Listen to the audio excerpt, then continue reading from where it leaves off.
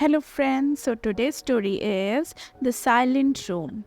It was the kind of house that everyone in town whispered about, a large, crumbling mansion at the edge of the forest.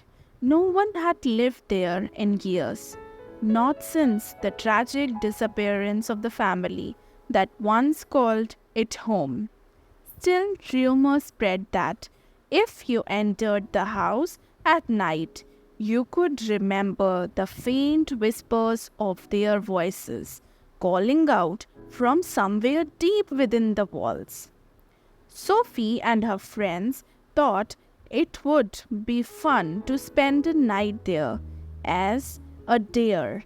They didn't believe in ghosts.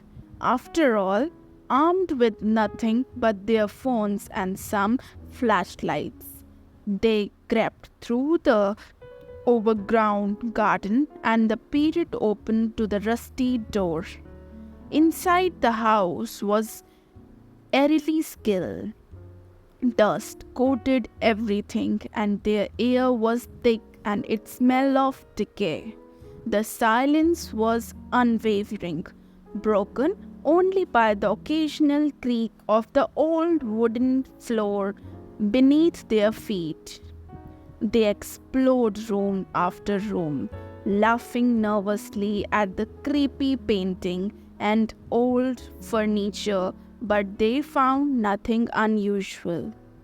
Then they reached the room. It was a small, tucked away at the end of the long hallway. The moment Sophie stopped inside, she felt it. The shift in the air, the cold that seemed into her bones. Her friends stopped laughing. Something about the room was wrong, but none of them could explain it. Suddenly, the door slammed shut behind them. They rushed to open it, but it wouldn't budge. The room seemed to grow smaller, the air thick with tension. Then they heard it, a faint whisper, like a voice carried by the wind. It was impossible to tell where it was coming from, but it grew louder with each passing second. The whispers became words. "Help us!" they begged. "Please!" Sophie's friends started panicking, begging on the door, yelling for help, but their voices were swallowed by the room. Sophie stood frozen, her eyes drawn to the far corner where the shadows seemed to move, twisting the stretching into the shape. It was a figure, a pale, ground figure with hollow eyes staring right at her.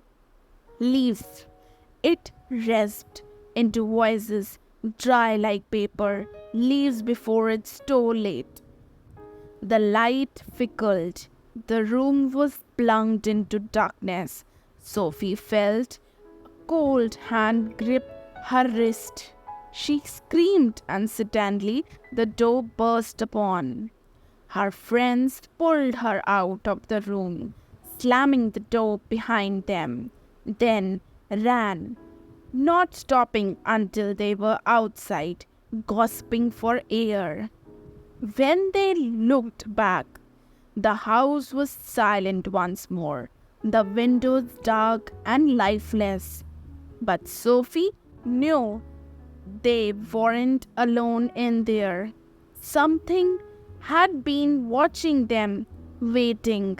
She never spoke of it again, but every night she could still hear the whispers, and she knew the house wasn't finished with her yet.